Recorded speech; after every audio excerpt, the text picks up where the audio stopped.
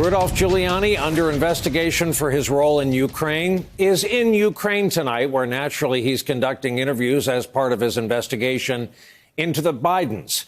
Earlier today, the Associated Press obtained photos of Giuliani meeting with Ukrainian lawmaker Andrei Derkach in Kiev. The AP reports that Derkach has promoted unsubstantiated claims against the Bidens.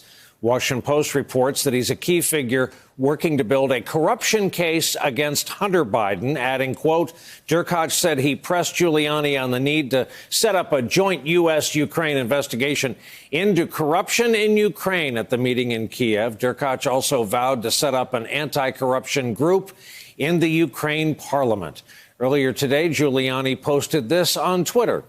The American people will learn that Biden and other Obama administration officials contributed to the increased level of corruption in Ukraine between 2014 and 2016. This evidence will all be released very soon.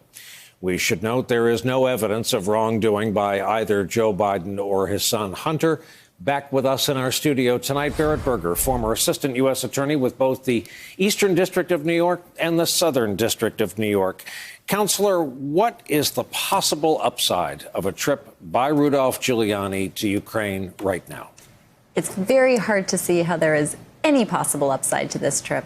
I mean, it's really hard to imagine how somebody who is being investigated by the Southern District of New York for his involvement in this Ukrainian corruption scandal then goes right back into the mix. One would think somebody in that situation would leave well enough alone, but we would be wrong. What this shows me is that Giuliani has really been undeterred by at least the reports of the investigation of the Southern District and certainly by the impeachment inquiry so far.